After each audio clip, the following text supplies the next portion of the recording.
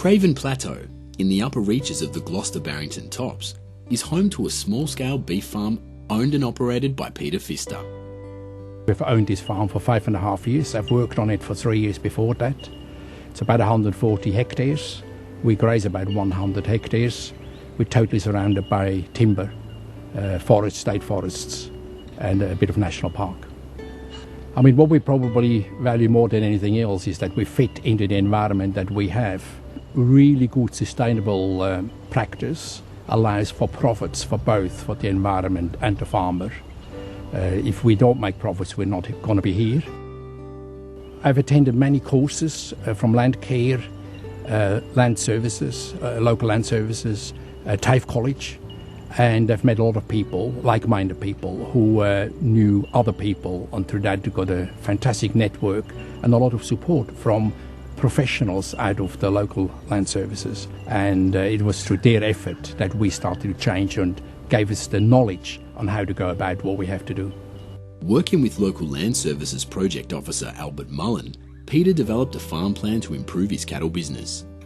Yeah, we went through the process, had a look at his paddocks and his grazing methods at the current time, which is mostly set stocking, and said, well, if you could exclude stock from your water, and then we'd provide strategic grazing paddocks and water troughing and stuff, and then pasture improvement, that'll improve his business and give him a bit of a direction into the future.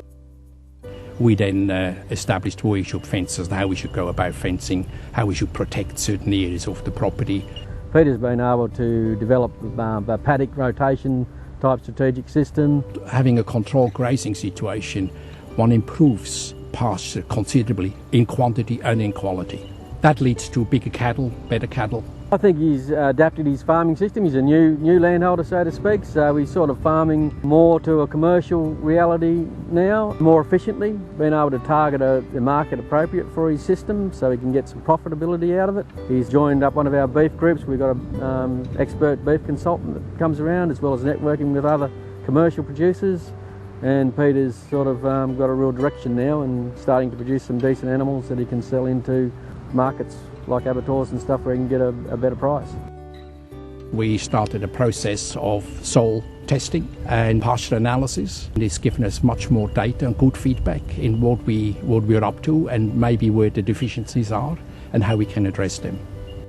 We've set up a system of water distribution throughout the paddocks. It's water troughs, by setting up an off-stream pumping system. Peter's got movable troughs here, so he didn't have to buy 20 troughs. He bought a couple and he moves them wherever the cattle go. So he's got turf valves in those paddocks and plugs the trough in.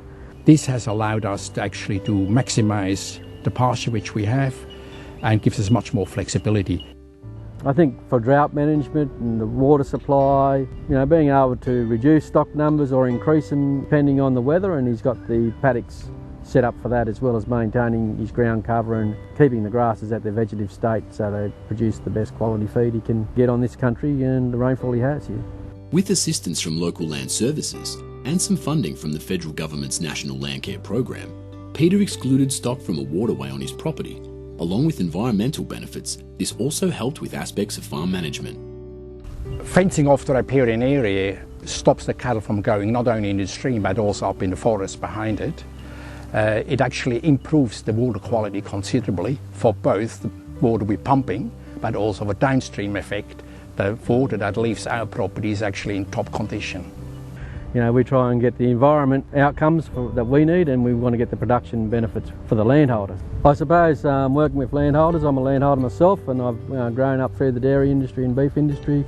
I take a personal approach to meeting other landholders and getting involved in their farm and helping them out, and it certainly is probably the most rewarding part of my job, seeing landholders that are happy with what they've done and see their farm plan being implemented and see things working properly, and they're starting to target markets and get ahead in the game a bit.